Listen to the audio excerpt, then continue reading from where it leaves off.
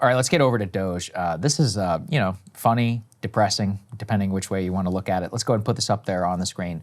So for all the talk of cutting federal spending, of budgets, of America going bankrupt, et cetera, new, report from the Treasury Department, keep that in mind, from the actual Department of the Treasury, not from everybody else, shows that U.S. federal spending actually rose to a record of $603 billion just last month, despite, any claims of, $100 billion or so in savings. Remember that, what's the word? You were an accountant, right? It's Lies. Amortize? Lies. No, but what am I looking for? Like that word about like taking spending and putting it over a period of time. I think it's amortize. Okay. Yeah. Despite this is always when people are like, we're cutting $10 trillion in spending. It's like, yeah, it's theoretical spending over 10 years, man. Like how much are you actually cutting right now? So they have claimed $100 billion of savings, quote, but only a handful of departments have registered any drops in spending in the first full month of the administration. Spending actually rose by $40 billion compared with the same month just last year on a like-for-like basis, which is a 7% increase in month-over-month data. They have actually shown few large categories that have achieved some decrease. The Department of Education had cut outgoings by about $6 billion. So that means that those were made up for elsewhere. Jessica Rydell, who is an economic expert at the Manhattan Institute, was quoted here saying, DOGE savings are so small as to not be identifiable in monthly spending totals. And continuing whenever you're down here is the monthly outlay, for example, on USAID was some $226 million compared with $547 million in the same month. But that's what I kept trying to say even during that whole USAID fight is I was like, hey guys, this is 0.2% of the federal budget. Right. And it's like, well, if we look at where a lot of the payment and the spending and all of that is going, it's on stuff that no one's even thinking about cutting. Defense budget, entitlements, and debt servicing. All three of those. Arguably, interest rates have cost America more than anything else because it increases the amount that we have to pay to service our debt. That alone, apparently debt servicing is more than all federal tax revenue that they took in just last year. So what are we doing here? If, in the idea of federal, employees or whatever, it's just a drop in the bucket. Like if you really want to change things, fine, let's have that conversation. I'd be happy to, but nobody seems particularly interested. Yeah, and some of the discourse I've seen online about this is like, okay, so which is it? Is Elon messing everything up or is he doing nothing at all? And what you're pointing to helps to square the circle. If you eliminated every single civilian federal government employee, all of them, it's 4.3% of the budget. The things that he has targeted, USAID, we're talking about a budget in the millions. While meanwhile, you're planning an extension of the Tax Cuts and Jobs Act, tax cut for the rich and corporations, 4.6 trillion. Okay, so it is very possible to, slash government workers and make it so old people can't call the Social Security lines anymore, and there's huge lines and hours, to get service, and to completely dismantle USAID, cut the Department of Education by half, cut NIH funding by a significant amount, and do a lot of real damage while saving comparatively pennies in comparison to the federal government budget. And that is effectively what is going on here because again, they haven't touched the Pentagon. I mean, that's the place where you would really want to cut. I don't want them to touch Medicaid, Medicare, and Social Security. But if you aren't doing, significant cuts in those areas, then you're going to see the numbers continue to go up. I mean, that's just where you are. And it's you can't take seriously anyway their claims of grave concern about the debt and the deficit when they are planning these massive tax cut giveaways to people who really don't need it. And also, by the way, planning on increasing defense spending, et cetera. So, I have always said it's really important to not take at face value the claim that DOGE is about saving money. DOGE is a power play. That's what it is. For Elon and also for, people who are ideological libertarians or anarcho-capitalists who are just opposed to government, don't want government to have power, see government as like a rival power center to the conservative movement, people like Russ Vought, who is a real, sort of ideological stalwart in this direction. It's not really about saving money. For Elon, it's about making sure these agencies can't stand in the way of his companies, especially targeting the ones that have irritated him the most, the FAA and other places, making sure that he has his hand on the tiller so that he can, whether it's feeding data into his AI system or whether it's potentially, shuffling contracts into his companies, which we've already seen him do in certain instances. And it's also for others an ideological project of just like, how do I tear the government down and make sure that it can't work and can't deliver for people? So, it's sold because it's popular as efficiency, as cutting out waste, as reducing the debt and the deficit, but that isn't really the core of the ideological goal. One other thing, I wanted to get your thoughts on this, Saagar. So I was thinking about the areas, like you named the places where they actually, spending went down, like they've made the most severe cuts. And USAID, Department of Education, CFPB are kind of top of that list, all of which, again, have comparatively small budgets, when you look at the grand scheme of the federal government. But those are three areas where the Russ Vote, Project 2025 conservative movement, where they had a plan to dismantle them. And so I feel like the places where they have been able to move the most aggressively and the most radically are actually the places that Russ Vote was most interested in. I wouldn't say it's Russ Vote. Targeting. It's that the Heritage Foundation, all of them have hated the Department of Education for years. There's been almost a 15-year project against the CFPB. USAID as well has been a long-time target. No, you're not wrong, which is that these are long-time targets of the federal government. I mean, do you remember Rick Perry's famous debate moment on the stage where he forgot the 3 departments that he wanted? It's like, these are long-standing. He was like, oh, can't think of the third one. Yeah. He later on, by the way, his excuse was he was on painkillers, which is an insane... Okay, but you shouldn't admit that, dude. It's better to just say you're being stupid. Back issues or whatever. It was like, I was actually highest on painkillers at the time. I'm probably like, not okay, got the brightest bulb. But, but yeah, I'm just saying, there is a picture that's starting to emerge of the DOGE people sort of running through these agencies, getting access to these sensitive databases, causing a lot of trouble and tumult. And, like at the Social Security Administration, certainly they're slashing, which is another longtime conservative target, but slashing the number of people there, floating all these crazy ideas. First of all, oh my God, there's all this fraud. Oh, wait, it turns out that those dead people aren't getting the funds. Maybe we can cut the telephone service. They're just sort of running rampant on this chaos train. And the things that are really aggressively moving are things that were sort of lined up through Project 2025 and where there was an existing, long-standing conservative priority and plan of how they wanted to go about doing it. Do you think that that's I'm not fair? sure. I think it's just that those were the, look, politically, these are obviously the easiest ones to cut. It's just that now you have to deal with real stuff, and it's also a lot more complicated. So I'm just not sure. I'm not ready to buy all that much into it, but this is actually another reason why they're flirting a little bit with problems, is that you have incited, you both will not actually decrease federal spending, but you will also have launched this grand program against it. Yeah. And so because I've seen people who are they're like serious dozers is the way I would describe it. They're like people who have genuinely, for decades, wanted to massively cut the size of the government. They're like, hey guys, just at the same point I made on tariffs, if you don't do this properly, the American people are not going to trust any future effort to seriously want to reform the government. And I was like, hey, you know what? That's actually kind of a good point. You really have, you could nuke a lot of public trust in that and make it so that hanging and keeping around dead weight in the future becomes a more politically popular decision. You found this of a teletown hall survey where, and look, people who call into town halls and participate in this, these are 0.1% of the most politically activated. So just remember who exactly we're dealing with. But it's still important because those are the type of people who show up and vote. He was doing a teletown hall, did a poll of people who support or oppose DOGE, and the results were pretty astonishing. This is Republican Tom Barrett from Michigan. Let's take a listen. We'll go ahead and move on to our second poll question. And that question is, do you approve of the Department of Government Efficiency's mission to streamline the federal government and reduce spending? Again, this question is regarding DOGE. Do you approve of the Department of Government Efficiency's mission to streamline the federal government and reduce spending? Press 1 for yes and press 2 for no. Again, that's 1 for yes and 2 for no. Our results are coming in, and it's at 70% for no and 30% for yes. That's 70% for no and 30% for yes.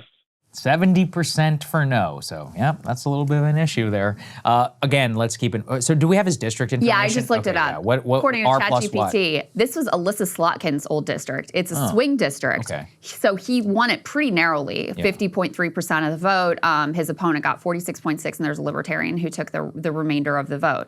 So you're talking about a swing district in Michigan. Obviously, that's important data point. I mean, no one is saying this teletown hall is like, a scientific poll or anything. But the other thing that's funny is I was saying to you, there was that edict that went out from the head of the NRCC. I can't remember the dude's name, but McCormick, maybe something like that. Anyway, he was like, don't do in-person town halls. Like, if you're going to do a town hall, do a teletown hall because it makes it much easier.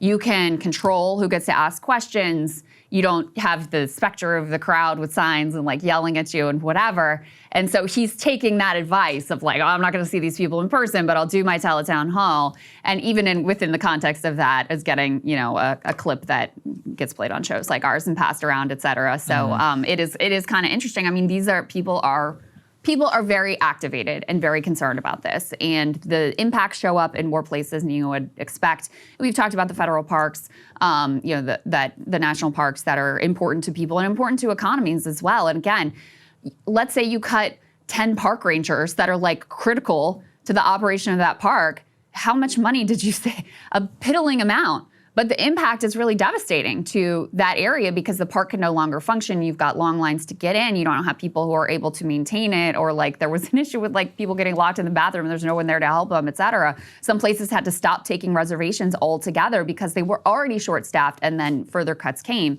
and they just really could no longer function. So put C3 up on the screen because this was some inside details about the Social Security Administration and the back and forth there. And this is what I was talking about a little bit, the Washington Post tear sheet, about how the DOGE people went in and initially they were like, oh my God, we found look at all these people who are 300 years old who are in the system. Like, holy cow, we found billions of dollars in fraud here. And then the career people were like, well, actually, that's not what's going on. Those are just all the names of people who have ever gotten Social Security, and we're aware they're in there and their birth dates aren't correct, but they're marked so they're not getting paid. And by the way, we did an investigation to see whether we should clean them out of the database, but it came back it was going to cost millions of dollars, and it doesn't really cause a problem, so we just left them in there. So the career people are able to explain to them, of course, the president and Elon are still running around making this case because it enables them potentially to make the case down the road that like, oh, we're cutting Social Security, but it's just fraud, et cetera. And so once they were, the DOGE people inside of Social Security were convinced that, okay, it's this dead people thing is not real, like this is a kind of a dead end for us to pursue, then they were like, how about we cut the phone service so that old people can no longer, and disabled people and, whoever needs to call in and, ask a question about Social Security, et cetera, so that they either have to go in person, which by the way, some of those offices are being cut and shuttered as well, or they have to file it online. Do you have elderly relatives, parents, whatever? Like, do you know how sometimes they need to talk to someone on the phone and they struggle to fill out some paperwork or figure out how to navigate online? Like, it's kind of an important service. So they were going in that direction. Again, the career staff came in and were like, that's really not a great idea. Like, this isn't going to work out well, et cetera. So now they've pared back again to what they're going to do is just cut your ability to change your direct deposit information via the telephone. So that's what they've landed on. But, all of this like internal tumult, cutting the staff at the Social Security Administration, which already was reportedly sort of like short-staffed, trying to strip down, now you're talking about services that allow people to get enrolled. Already the phone wait times have spiked. Already the wait times at these offices have spiked, et cetera. And you just get these people don't really know what they're doing, and they're just sort of like rooting around and making it up as they go. So I know this is going to be tremendously unpopular, but should we really coddle old people by just keeping phone service around? Of course. I don't know. Saagar, what are you talking about? It bothers me. It's like when you go to a parking garage and they have an attendant there, even though there's like a button there to press, and you're like, why are you even here? And you're like, oh, well, old sorry, people can't Grandma, you have figure to it out. starve because you can't figure No, you don't out have how to navigate starve. online. Like, I mean, come on, I what are we have talking about faith here? in American old people that they have the IQ you to figure it out about how to enter your data online. Aren't they being a little bit like stubborn by demanding that we pay a bunch of people It's not to even, stay I on mean, the phone? I would. How hard is it to Do you check your know what- routing number on your computer and your phone, Seriously, okay? Saagar. No, it's right there. Have It's you right, ever, literally if you log ever in. really worked with the elderly? I have You're not. I talking have not about worked with the elderly, elderly. I have not worked You're with the talking about disabled people, like having offering. that's a having different the government, question, though. Because here's Yeah. the thing too: is Yeah. like people complain, oh, the government doesn't work and it's so hard to navigate. And it's like, okay, well, we have this service that makes it easier for people to navigate. And it's like, nah, let's cut that. Let's make it more difficult for people to be able to get the Social Security payments and access the system that they have themselves paid into. Look, this is why I'm not going to get also, elected, because I just think that it's not that hard to figure out. I mean, the amount that this costs is like nothing. It's, in the context grand scheme of things. And it makes life better. This is the most popular program that has ever existed in our country. Most successful social safety net program in the world. Like, yes, I think people should have as easy access to it as possible. I mean, but how long does this continue? It's like, do we have to wait until, forever? what? Why not? So we always have to have phone Why service? not? I mean, it's Yes, ridiculous. this is In not the country crazy. with 90-something% of people have a cell phone with 5G data on it. Like, it's not and difficult. a Especially with a the cell phone to iPhone. call. They even have boomer mode on the iPhone. You can have your text as big as possible, and they even make it easy to go out. Disabled, I'll absolutely give you 100%. That's fine. But I don't know. There's something about it that bothers me a little bit, where we just tend to it's like that least common denominator thing, where it's the Nassim Taleb concept, where if you have one person who's disagreeable in a group of like 100, then the group of 99 will generally go with that. It's like, do we really need to have like all of these government services for people who just refuse to use the internet? I don't know. It just makes me a little bit skeptical of that. Not saying that what I'm saying is popular at all. I know old people freak out about it. Like, think about Joe Biden and his cognitive decline. And now imagine a legion of Joe Bidens. I mean, listen, memory loss and this happens as you get older. And so, yes, I think to make it as easy as possible for people to be able to access the benefits that they have earned and deserved is like the bare minimum of what we should expect from our government. Call me ableist, ageist, or whatever. I don't know. It just makes me, it makes me uncomfortable. I'm like, how much do we really have to sit here and cater to all of them? I'm sure all my younger folks or whatever who are out there who've had to ever deal with disagreeable old people or in an office space or something can agree with me. But anyway, to your point about DOGE not sending their best, this is a hilarious segment that CNN found. One of these DOGE workers has been doing these get ready with me posts on Instagram, working as an influencer, actually in her government office, posting some of her outfits in like cutesy little poses. So let's take a listen. And if you're able to watch, I do recommend that you watch this one. Let's take a listen. It looks just like any other influencer video. A young woman posing in front of a camera over and over and over again, showing off her trendy but timeless professional fashion. But she's no ordinary influencer. And that's no ordinary office. Her name is McLaurin Pinover, and she's the Trump administration's new director of communications for the Office of Personnel Management, or OPM, which manages federal employees. All of these videos were shot in her government office, right here at OPM headquarters in Washington, D.C., ground zero for Trump's plan to cut thousands of workers from the federal government in the name of efficiency. Inside her office, Pinover captures video at her desk, putting on makeup, modeling new outfits to her 800 followers. Pinover markets clothes on her account. Using what's called affiliate links, she could get a portion of any item sold through her Instagram page, like this $475 skirt or $300 dress, but it's unclear whether she's made any money. On February 13th, the day 20 people on her communications team lost their jobs, she posted a moment for mixed patterns. And the week when her agency demanded all federal employees list 5 things they did that week, she posted the Business Woman Special. Okay, yeah. Not a great look, okay? The most humiliating part is that she only had 800 followers. Yeah, I mean, that's a lot of work to be putting in for 800 followers. Like you said, too, on those affiliate links, it's like, you'd be lucky if you get 1 or 2 people to click on something like that. Anyway, the more that you're going to see stuff like that, I think it's going to be a problem. Yeah. I think it's a problem. Yes. Hey, if you like that video, hit the like button or leave a comment below. It really helps get the show to more people. And if you'd like to get the full show ad-free and in your inbox every morning, you can sign up at breakingpoints.com. That's right. Get the full show, help support the future of independent media at breakingpoints.com.